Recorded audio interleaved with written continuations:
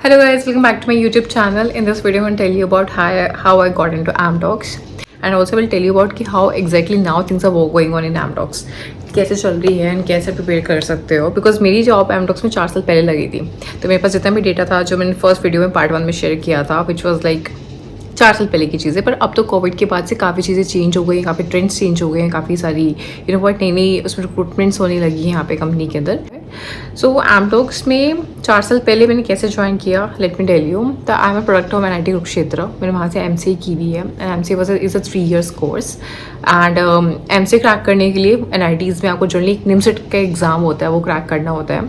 तो मेरी वहाँ पे all India rank was 77. So starting के 2.5 साल तो more of like just the college curriculum Kurukshetra में रहना and all this thing was there. Last का जो 6 सेमेस्टर होता है तो उसमें हम लोग को इंटर्नशिप क्रैक करनी होती है. तो in the 5th semester companies visit करना चालू कर देती हैं कैंपस के अंदर. And that's how the things work. BTech में भी ऐसे कहा होता है कि आपकी प्लेसमेंट अलग आपकी ग्रेजुएशन के बाद जॉब नहीं लगती. जनरली अच्छे कॉलेज में अगर आप चाहते हो, आपके लास्ट ईयर में कंपनीज आने चालू कर देती है और लास्ट ईयर में ही आपकी जॉब लग जाती है. पर जॉब का मतलब ये नहीं होता कि आपको जॉब करनी स्टार्ट करनी होती है. वो जस्ट आपकी ज्वाइनिंग नहीं चाहते, वो लोग आपको हायर कर जाते हैं ग्रेजुएशन के बाद. You just get the placement. तो हमारे यहाँ भी ऐसे ही था. इन the 5th semester company started coming in. मैंने एमडॉक्स से पहले 2 या 3 एग्जाम्स दिए थे एंड उसमें ऑब्वियसली क्लियर नहीं हुआ, क्योंकि रूल होता है प्लेसमेंट सेल का कि अगर आप किसी भी कंपनी में आप हो जाते हो उसके बाद you can't sit for the next companies. 2 दिन का प्रोसीजर था पूरा. It was just a 2 days procedure. The very first day I still remember, you know what, we had some कोई स्टडी एग्जाम था and was computer based, because उस time covid था. It was all online, it was computer based. तो इनकी it contains a coding, it was a coding contest sort of thing. And उसमें questioners थे coding के and language से वर flexible with. उन्होंने कहा एक ना ऑनलाइन टर्मिनल प्रोवाइड कर दिया था. It was more like hackering, जिसमें बहुत सारे question like step by step question were there. And और आपको टेस्ट केसेस जैसे हैकर रैंक में होते हैं ना, लीड कोड पे होते हैं कि problem statement is there and आपको एक टर्मिनल होता है, आपको कोड करना होता है. एंड देन टेस्ट केसेस होते हैं नीचे. एंड जब आप सबमिट करते तो आपके टेस्ट केसेस आपको पता लग जाता है कितने पास हुए कितने पास नहीं हुए. तो ऐसा एक था. एंड शुक्र है, मैं सर बताऊँ, इस चीज़ के लिए तैयारी ना मैं पिछले 6-8 महीने से मैं बहुत अच्छे से कर रही थी. जो मेरी सीनियर्स थे, जब मैं 2nd ईयर में थी, मेरे सीनियर्स प्लेस्ड हो गए थे मेरे सामने and I had a very good wrap up with my seniors. तो उनसे बात करते करते मुझे पता लग गया था कि कैसे तैयारी करनी होती, कहाँ से करनी होती, कैसे पढ़ना होता है, क्या नहीं करना होता है. मेरे कुछ सीनियर्स थे जिनकी प्लेसमेंट लग गई थी एमडॉक्स में. तो मुझे बताया था कि एमडॉक्स को क्रैक करने का सबसे बेस्ट तरीका इज दैट कि आप गीक्स व गीक्स कर लो, जितना हो सके उतना आप गीक्स व गीक्स कर लो. तो मैंने 8 महीने में और मेरे बेस्ट फ्रेंड ने उस टाइम 8 महीने हम लोगों ने लगातार बैठ के साथ में बैठ के हम लोगों ने गीक्स और वीक्स को जितना हो सकता है, जितना भी आप हो सकता है, मैंने उतना उसको कवर किया था. एंड ऐसा था कि उसमें मैंने बेसिक लैंग्वेज उस टाइम पे मुझे C++ आती थी. उसके अलावा मैंने MCA में मैंने काफ़ी सारी इंटर्नशिप्स की थी. मैंने with in a span of 2.5 years I had cracked around 6 to 8 internships और मैंने उनको किया था. और वो मोस्टली सब वेब डेवलपमेंट में ही थी. तो मेरी कोर एक्सपर्टीज़ वेब डेवलपमेंट में हो गई थी, जिससे मुझे HTML CSS जावास्क्रिप्ट और भी एंगुलर जैसे टेक्नोलॉजीज मेरे को आती होती थी. क्लासेस मैंने ईजी टू इंटरमीडिएट कर ली थी.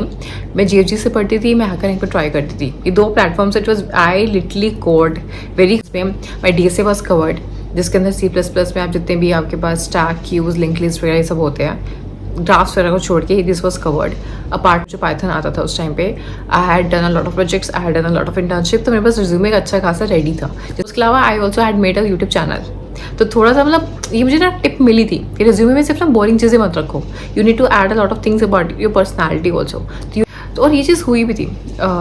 जब मेरा आई वुड से कि इंटरव्यू राउंड आया था विद विद डेवलपर देयर, मुझे अच्छे से याद है उन लोगों का कंसर्न है मेरी इंटर्नशिप्स को लेकर ज़्यादा था, मेरे प्रोजेक्ट्स को लेकर ज़्यादा था रेदर देन अदर थिंग्स. तो मेरी उस रिज्यूमे में जितनी मैंने प्रैक्टिकल नॉलेज डाली थी, जितने मैंने प्रैक्टिकल एंगल्स डाले थे, उनसे मुझे बहुत ज़्यादा एज मिला था. एमडॉक्स में पहले मैं आपको बता चुकी हूँ कि the first part was at coding round. वो कंप्लीट करने के बाद then other was interview round. And interview round में it was partially my resume and it was partially the question they were asking. And I am telling you, किसी भी company के लिए prepare कर रहे हो, इट्स हाईली इंपॉर्टेंट. आप उसकी वेबसाइट्स की उसकी वेबसाइट होगी, उसके थ्रू आप बहुत सारी चीज़ें गो थ्रू कर लो. एंड ऑल्सो आप किसी ना किसी जो उस कंपनी में काम करता हो, आप उनसे पूछें, आप उनसे ज़रूर पूछिए कंपनी किस बारे में और किस चीज़ पे ज़्यादा काम करती है। तो लकीली मैंने जो 6-8 महीने मैंने जो मेहनत की थी वो कहने की डेटा ओरिएंटेड थी, बिकॉज वेब डेवलपमेंट के रिलेटेड थी। तो मुझे एंड उसके साथ साथ मैं मशीन लर्निंग भी एक्सप्लोर करी थी उस टाइम पे। तो मुझे इस चीज़ का बहुत एज मिला था, बिकॉज जो कंपनी है ना Amdocs, it's more of like data migration company. तो यहाँ पे डेटा रिलेटेड चीज़ें सबसे ज़्यादा होती है। मुझे आज भी याद है इंटरव्यू मुझसे बहुत एचक्यूएल के क्वेश्चन पूछे थे। They were not highly I would say tough, but they were easy, मतलब easy to intermediate level question थे वो उसमें। सो मेरा जो इंटरव्यू चला था, it suppose to be 1 hour interview, but it goes by 1.5 घंटा, क्योंकि स्टार्टिंग का आधा पौना घंटा they were just asking me what my resume, you know what, क्योंकि इतनी सारी इंटर्नशिप्स थी, मैंने 6 से 7 इंटर्नशिप्स उसमें मेंशन की थी। They want to know what every internship, even उसमें नॉन टेक्निकल इंटर्नशिप्स भी थी। मुझे ग्राफिक डिजाइनिंग का बीच में बहुत शौक चला था उस टाइम पे, तो मैंने 2-3 इंटर्नशिप्स मैंने ग्राफिक डिजाइनिंग यूआई/यूएक्स की भी की थी। तो they want to know about कि आपकी इंटर्नशिप, जनरली लोग यही गलती करते हैं, वो मुश्किल से 4 साल में वो एक इंटर्नशिप मारते हैं। अनलेस अनटिल आप वो इंटर्नशिप बहुत अच्छी जगह से करो तो वो चलता है। जैसे आप गूगल से कर रहे हो, माइक्रोसॉफ्ट से कर रहे हो, तो वो चलता होता है। नहीं कर रहे हो तो आई वुड डेफिनेटली रिकमेंड, 4 साल है, एटलीस्ट 8 इंटर्नशिप, 4 इंटर्नशिप्स आपको कर लेनी चाहिए। And try to make them paid internships also, क्योंकि इस चीज़ का भी एज आपको मिलता है, आपको पेड इंटर्नशिप्स की in the past. And also बहुत बार होता है जहाँ से इंटर्नशिप आप करते हो वहीं आपको पीपीओ मिल जाता है, ठीक है, एंड आपको प्रैक्टिकल एक्सपीरियंस बहुत मिलता है। आप बीइंग अ पर्सन आप बहुत अच्छे से ग्रूम हो जाते हो। मैंने सोचता हूँ इंटर्नशिप्स का ना, मैंने स्टार्ट इसलिए किया था, मैं बहुत बोर हो जाती थी। एनआईटी कुरुक्षेत्र का जो करिकुलम था, overall I think her college का करिकुलम बहुत बोरिंग होता है। 2 या 3 घंटे की क्लासेस होती थी, पूरे दिन इंसान क्या करे। देयर वाज नॉट इतना भी कुछ हैपनिंग नहीं थी वहाँ की लाइफ, मतलब एंड वो इतना मजा आने लगा उसको करने में। स्टार्टिंग में इंटर्नशिप्स में इंटर्नशाला से बहुत क्रैक किया करती थी, एंड मैंने अनपेड इंटर्नशिप से स्टार्ट किया था। एनआईटी के टैग ने मेरी चीज़ में बहुत हेल्प की थी। एंड अनपेड करते करते एक्सपीरियंस इतना गेटअप हो गया मेरे पास कि मैंने अनपेड से उनको पेड इंटर्नशिप्स, मैंने मुझे पता ही नहीं लगा मैंने कब में वो पेड में कन्वर्ट हो गई। तो फर्स्ट थिंग इंटरव्यू क्रैक करने का जो जिस वे से मैंने क्रैक किया था, और जिस चीज़ को उन्होंने मुझे फीडबैक भी दिया था जो आप लेते हो at the end of the interview, first thing interactive पूरा रहो, यू नो व्हाट, ब्लैंक मत रहो, जोन आउट मत हो जाओ, बस कॉन्फिडेंट रखो। मरे थोड़े ना जा रहे हो यार जॉब के पीछे, किसी चीज़ के पीछे। तो बस इसी मेंटालिटी से मैं वहाँ जॉब देने, मतलब इंटरव्यू लेने गई थी। ये नहीं तो मैंने इंटरव्यू हिंदी इंग्लिश दोनों में दिया था। And this is how I talk, this is how I talk in general also, this is how everyone talks in general also. 5th thing is this, you know what, questions पूछो जितना हो सकता है। अगर आपको कोई चीज़ समझ में नहीं आ रही, चुप होकर मत बैठो, एज्यूम मत करो, क्वेश्चंस पूछो। 7th इज दिस, जितना ज़्यादा इंटरव्यू में आप अपना थॉट प्रोसेस उनको समझाओगे, वो यही सुनना चाहते हैं। मैंने जितने भी वहाँ क्वेश्चन सॉल्व किए थे, ऐसे ना उन्होंने मुझसे कोडिंग क्वेश्चन सॉल्व नहीं कराए थे, उन्होंने मुझसे कोडिंग क्वेश्चन सॉल्व कराए थे। There were questions like palindrome वाले, एनाग्राम वाले, ऐसे बहुत सारे क्वेश्चन थे। तो यू नो व्हाट, मैं ऐसे नहीं मन में सॉल्व कर लिया, उनको आंसर दे दिया, no, I should tell them what I am thinking. कैसे आपको इंटरव्यू को खुद नेविगेट करना होता है। अगर आप सारा कंट्रोल इंटरव्यू के हाथ में दे दोगे ना, फिर तो आपकी बैंड बजाएगा वो अच्छे से। इट्स बेटर कि आप चीज़ों को ना अपने आंसर्स में सिर्फ वही बातें बोलो जिससे आपको पता होता है कि यार ये कीवर्ड्स बोलने से ना बंदे का नेक्स्ट दिमाग इसी पे जाएगा। तो मैं जो भी उसे क्वेश्चन का आंसर दिया करती थी ना, मैं जान पूछ के उसमें ना वो कीवर्ड्स डाला करती थी। अगर मैं तुमको, जब इंटरव्यूअर था मैंने उसको भी बोला था, यू नो वर्किंग कल्चर कैसा आप लोगों का, आपको ये एंड सो ये आप किस टेक्नोलॉजी पे काम कर रहे हो, आप क्या काम कर रहे हो वहाँ पे, कूल होता होगा। तो ऐसी कुछ चीज़ें हो गई। सो बस this all was it. And interview conduct हुआ, HR राउंड हुआ, I got selected, and even मुझे इंटर्नशिप ऑफर आया था। मतलब देखा जाए तो एमडॉक्स बहुत रेयरली इंटर्नशिप प्रोवाइड करती है, बहुत रेयरली प्रोवाइड करती है।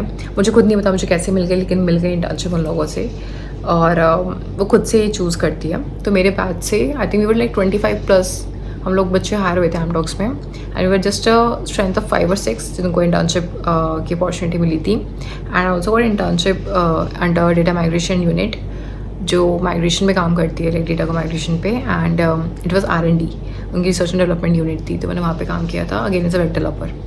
तो बस यही है। एंड फिलहाल अभी आई वुड से कि फ़िलहाल एमडॉक्स का क्या सीन चल रहा है, तो ग्लासडोर पे जाइए, बहुत सारी चीज़ें आपको पता लग जाएंगी। लिंक्डइन में जाइए, बहुत अच्छी पता लग जाएगी। इनका जो बाहर, इन लोगों का जो इजराइलियों का जो बाहर, आई वुड से कि यू नो व्हाट, थोड़ा इम्पैक्ट हुआ है बिजनेस, जो इनका सारे जो फाइट वगैरह, जो वॉर वगैरह इनकी छिड़ी है, उसके बाद यूएस के बाद इनके कनेक्शन थोड़े से लूजन अप हुए हैं। एंड लिंक्डइन पे आपको चीज़ें दिख जाएंगी, कहीं ना कहीं क्लासरूम पे आपको चीज़ें दिख जाएगी, कंपनी इतनी स्टेबल है, कितनी स्टेबल नहीं है। सो एंड कंपनी में अप्लाई करने का सबसे बेस्ट तरीका क्या होता है, इस एमटॉक्स में अगर आपको हायर होना है, 2 तरीके होते हैं। The very first thing is this, आप कंपनी की वेबसाइट पे जाइए, वहाँ से जॉब आईडी को सर्च करिए, कौन सी वैकेंसी है, कैसी वैकेंसी है, लिंक्डइन पे जाइए और रेफरल मांगिए। या फिर सेकेंड तरीका is this, you know what, generally company ना एमटॉक्स थर्ड पार्टी से हायर बहुत करती है, बहुत सारी थर्ड पार्टीज कॉन्ट्रैक्ट बेसिस पे लोगों को हायर बहुत करती है, तो आदर you can get hired in the third party और फिर उसके थ्रू आप एमडॉक्स में आ सकते हैं. बट वहाँ it for this video. In case you guys do like it, then please like, share, comment, subscribe my channel.